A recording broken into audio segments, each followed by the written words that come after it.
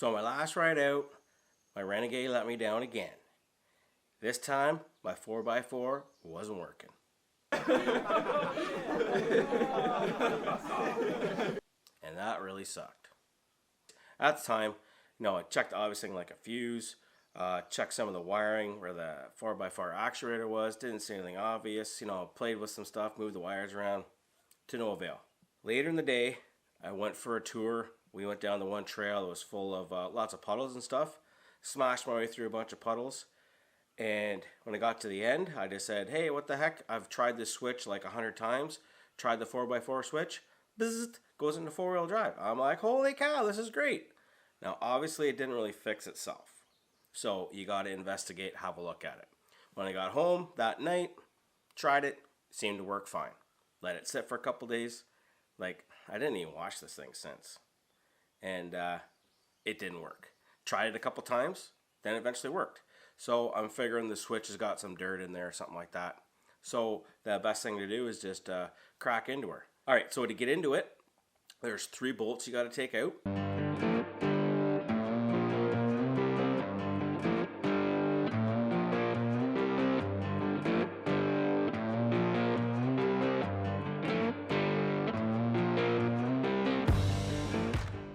So once you find those 3 bolts, you just take them out and then you split it in half.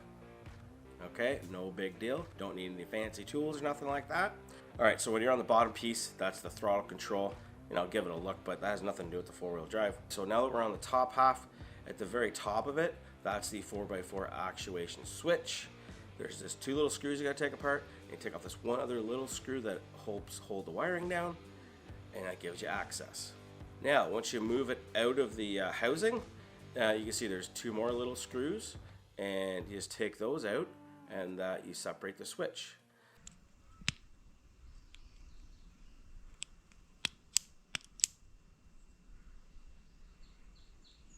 So when I pull it out here, there's a little bit of grime in there, but it's not going to take much. So especially if that was had mud in there and dirt and it was all dry and caked on, that's going to block the electrical signal. So I just wiped it off with a rag, and then I cleaned it nicely with some isopropyl alcohol, let it dry, put everything back together, and it seems to be working just a-okay. But for the most part, everything's going to go. On eBay, transmission's going to go because I don't need that anymore. It is, I think, the low ratio gearboxes that they're using, the 650 XMRs and the 6x6s actually, so it is a little bit of a desire. The next logical thing to do would be to actually go out in the field and give it a good shakedown run. Field testing. So let's go.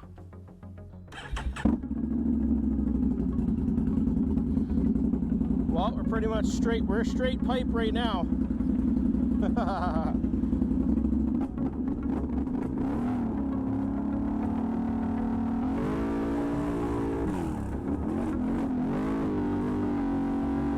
Oh my god, that kills my friggin' eardrums.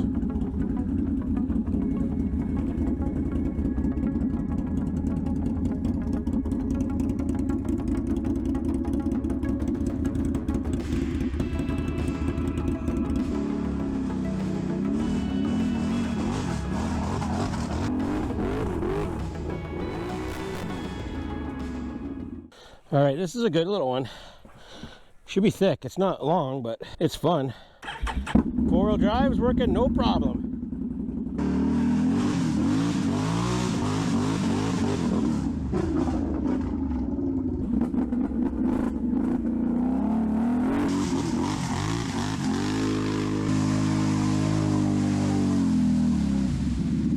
Oh, I took that a little too casual.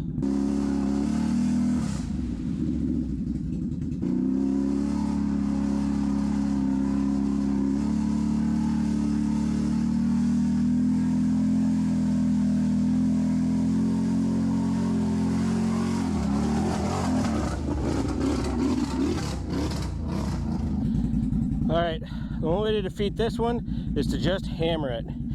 I know it doesn't look like much because it's been sitting out in the sun, but don't kid yourself.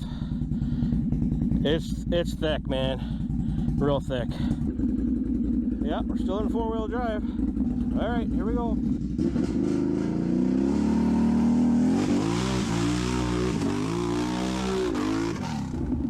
buddy. Whoa. Well, that seemed to go quite okay. As far as I know, everything seems to be working. But now that I've taken it apart, it's something you could definitely check on the trail. Easy enough. You just need a Phillips screwdriver is all you need. I've had this problem too with my EPS going in and out. Seems to be working again. I don't know what the problem is. It's on its way out. Eventually it's gonna just completely die, but you know what? I'll worry about that when the time comes.